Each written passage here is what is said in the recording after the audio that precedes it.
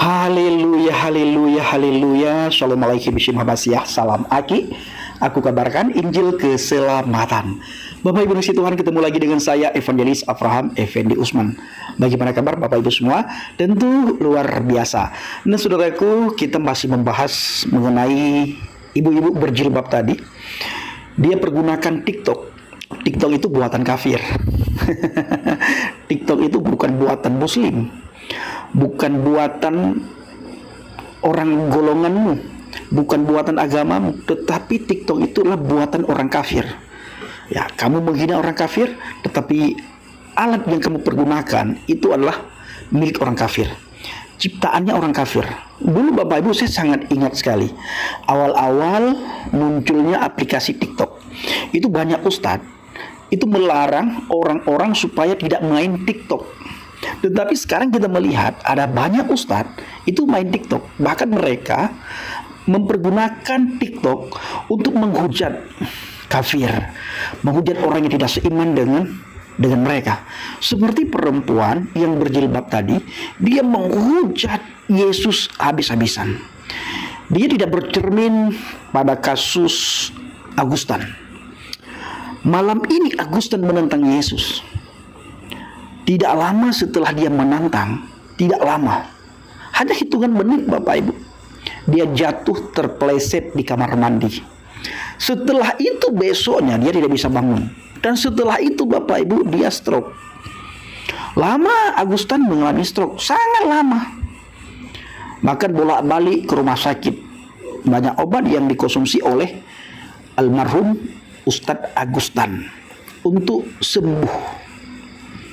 Nah sebenarnya Tuhan memberikan jeda kepada seseorang penghujat supaya mereka sadar terhadap apa yang sudah mereka lakukan. Mau bertobat, mau merenungkan di dalam sakit-sakit itu, masa-masa dalam sakit, masa-masa di dalam rebahan di tempat tidur, masa-masa tidak bisa beraktivitas apapun karena stroke. Seharusnya orang penghujat itu bisa merenungkan apa yang sudah dilakukan, apa yang sudah diucapkan. Dia merenungkan, introspeksi diri, syukur-syukur bertobat. Merenungkan saja tidak mau saudaraku, bahkan tambah menghujat. Apa yang dialami lewat saudaraku. Nah dalam 2 hari ini muncul lagi di TikTok buatannya kafir, dipakai oleh mereka untuk mencari uang. Lalu mereka menghujat kafir dan menghujat Tuhan Yesus Kristus. Bagi mereka kita ini kafir saudara. Ya, bagi mereka kita ini kafir. Jadi mereka menghujat Tuhannya kafir saudaraku. Padahal kalau kita lihat di dalam Al-Quran, saya tidak tahu apakah orang itu bacakah ayat Al-Quran atau tidak baca Bapak Ibu. Saya benar-benar tidak paham sedikit pun saudaraku. Di dalam surat Al-Quran, surat Al-An'am ayat yang ke-108. Di situ ditulis, "Wala tasubbul ladzina yad'una min dunillah fayasubbullaha adwan bighairi ilmin." Artinya, dan janganlah kamu memaki sesembahan yang mereka sembah selain Allah. Kenapa? Karena mereka nanti akan memaki Allah dengan melampaui batas tanpa pengetahuan. Kadzalika zayyana likulli ummatin 'amalahum thumma ilayya rabbihim marji'uhum fayunabbi'uhum bima kanu ya'malun. Artinya demikianlah kami jadikan setiap umat menganggap baik pekerjaan mereka, kemudian kepada Tuhan mereka lah kembali mereka, kepada Tuhan mereka lah kembali mereka. Lalu dia memberitakan kepada mereka apa yang dahulu mereka kerjakan. Sudah ada larangan terhadap umat muslim. Larangan ini bukan ustadz yang ngomong, bukan ustadz kiai alim ulama yang larang, tetapi Allah Subhanahu wa ta'ala yang larang. Jangan memaki sesembahan lain. Jangan memaki. Ini larangannya begitu jelas, jangan memaki. Yang kedua, alat yang mereka pakai untuk memaki adalah alat yang diciptakan oleh orang kafir. Ini benar-benar zong sekali otak ini. Ya, nah kembali lagi Bapak Ibu, harusnya mereka benar-benar sadar, ya, belajar, bercermin terhadap penghulunya, bagaimana keadaan atau akhir hidup si penghujat. Ini harus direnungkan. Seperti si perempuan tadi, ya, dia berkata di mulut yang sama dia menghujat Yesus. Kita lihat dengan jelas, di mulut yang sama dia menghujat Yesus, di mulut yang sama juga Bapak Ibu dia membesarkan dan mengagungkan Tuhannya. Allahu Akbar katanya. Allahu Akbar katanya Bapak Ibu. Di mulut yang sama dia mengagungkan Tuhannya. Allahu Akbar. Di mulut yang sama dia menghujat. Dia peragakan bagaimana hujatannya itu. Seandainya dia tidak bertobat, jangan-jangan apa yang dia peragakan, payudaranya kah, untuk apanya kah, itu kena kanker, itu luar biasa menderitanya. Seandainya kena kanker payudaranya, itu luar biasa menderitanya. Nah, terus nanti rahimnya diangkat, ya, ketika dia memperagakan itu, rahimnya diangkat, luar biasa menderita. Dan yang sangat tidak masuk akal, apakah dia laki-laki dia itu tidak melarang dia, tidak memberikan warning kepada dia, tidak mengingatkan dia supaya tidak menghujat agama lain, tidak menghujat iman lain. Kita juga tidak tahu, saudaraku. Ini kita tidak lagi bicara tentang alim ulama, kiai, ya, Ustadz Mahfud MD, anggota dewan, dan majelis-majelis taklim. Kita tidak melihat itu semua. Kita tidak bicara itu Bapak Ibu. Nanti kita akan bicarakan tentang itu. Tapi yang ingin kita bicarakan adalah orang-orang di sekitar dia, seperti suaminya, ya, lakinya, atau anaknya, atau keluarganya, atau adik, abang, ipar, kakaknya. Apakah tidak mengingatkan dia supaya tidak menghujat? Jadilah muslim yang baik. Jangan di mulut yang sama keluar caci maki, keluar hujatan, di mulut yang sama juga mengagungkan kebesaran Tuhan. Allahu Akbar kamu sebutkan tadi. Bahkan dia katakan apa? Astagfirullahaladzim. Masih sempat-sempatnya dalam hujatan menyebut Tuhan, dan dalam hujatan dia mengatakan astagfirullahaladzim. Bapak Ibu tahu apa arti astagfirullah? Astagfirullahaladzim itu artinya ampunilah. Dia minta ampun. Dalam masa tertawaannya karena dia menghujat Tuhan Yesus, di akhirnya dia berkata astagfirullahaladzim. Itu dia mengucapkan astagfirullah supaya keenakan saja Bapak Ibu. Sudah latah itu. Kita sering sekali melihat teman-teman dari seberang itu begitu latah terhadap nama Tuhan. Begitu latah terhadap nama Tuhan. Maka Alkitab mengatakan apa? Jangan menyebut nama Tuhanmu dengan sembarangan. Jangan menyebut nama Tuhan dengan sia-sia. Nah itu, menyebut nama Tuhan dengan sia-sia, menyebut nama Tuhan dengan sembarangan. Nah, kalau saya Bapak Ibu menyebut nama Tuhan dalam pujian, dalam doa, itu saya sebut nama Tuhan. Di luar itu saya tidak sebut nama Tuhan. Ini sangat luar biasa. Kita benar-benar sangat kasihan sebenarnya melihat perempuan yang berjilbab tadi. Dia menghina Yesus. Ya, benar-benar sangat kasihan sekali. Kita tidak ada dendam, cuma kita kasihan. Dia berpikir orang Kristen dendam terhadap dia.